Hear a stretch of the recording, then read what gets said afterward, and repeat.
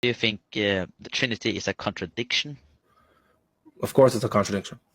Before addressing this uneducated and highly uninformed argument against the Trinity, I want to clarify that my videos are, and have been, protected by TikTok's anti-bullying filters. The system automatically screens out aggressive and obnoxious comments from unsavory users, and it's been this way since before my very first response to this individual. I'm mentioning this now in case the individual I'm responding to impulsively retaliates by accusing me of deleting his comments so as to distract his audience from the fact that both him and his argument have been dismantled. To him and his pick-me's, get over yourselves. No one's trying to silence you. You're not special, and your arguments are terrible. If you're worried about your comments not appearing, the solution is quite simple. Engage respectfully and thoughtfully, and the app will make your comments just as visible as the filth on your prophet's clothes. Now, with all that said, let us proceed.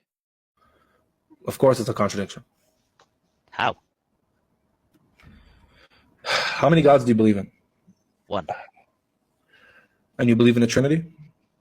Yes. So that's a contradiction. You believe in three gods and one God at the same time. It's a contradiction. No. So the underlying premise of the argument is that if we posit three distinct divine persons, then we automatically have three gods. But that doesn't follow because it's predicated on a poor understanding of Christian theology. In Orthodoxy, the word God is not a univocal statement and can therefore be understood in multiple ways. When it comes to the Almighty, the word God has three definitions. Identity, when picking out the person of the Father as the unbegotten source of the Trinity. Essence, the singular divine nature that the Father, Son, and Spirit mutually share and instantiate. And energies, which refer to the inseparable operations of the three divine persons, like love, light, holiness, omniscience, divinity, etc. So when you say God, if you're going by identity, then there's only one God because there's only one Father. There's one primordial divine source. If you're talking about energy, then there's only one God because every divine attribute is indivisibly shared by the persons. So it's one divinity, one will, one life, etc. in the mode of Father, Son, and Holy Spirit. And if you're talking about essence, which is the crux of the issue,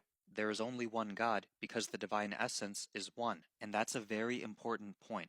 If you're asking how many persons of the Trinity are there, the answer is obviously three. But if you then ask how many gods are there, that's a different question. If you're applying the word God mutually to the persons, then the definition no longer pertains to identity because that's the Father alone. When all three persons are individually called God, now it's referring to essence. Their nature is the same because it's the Father's nature that he shares with his Son and his Spirit. But the essence is not just one. It's one and undivided. George Leonard Prestige says, the sum God plus God plus God adds up not to three gods, but simply to God, because the word God, as applied to each person distinctly, expresses a totem and absolute, which is incapable of increment either in quantity or in quality. So unlike human nature, which is divisible, physical, and circumscribed, the divine nature is an absolute reality that cannot be divided, added to, diminished, reduced, etc. So in this respect, the word God is sort of like the word infinity. What's infinity plus infinity? What's half of infinity? Infinity. It's really that simple. And even though the persons are distinct from one another, they are nonetheless materially identical. They're distinct in one way, that being the modes of their existence, but identical in every other way, essence and energy. One nature, three persons. How many natures do you and I have? We have One human nature, right? one human nature, yes. How many persons are we? Literally the exact same thing I was saying before. Imagine Peter, James, and John.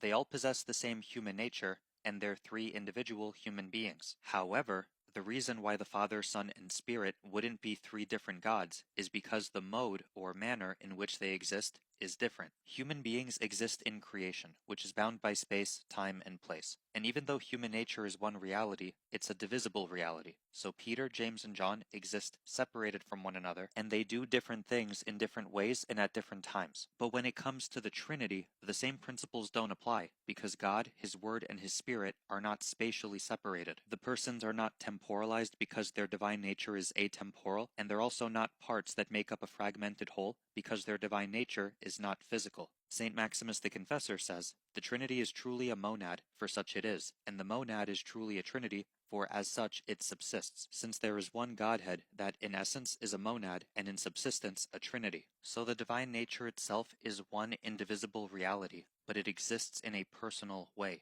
primordially constituted in the person of the Father, who then expresses it outwardly in a manner analogous to intellection and generative wisdom, and then manifests that same essence through his eternally begotten wisdom in a manner analogous to an outward breath. A divine threefold unity, an indivisibly monadic triad. This is what we mean by Father, Son, and Holy Spirit. And I cannot wait for you to say something like this and accuse my response of being a non sequitur. You do you.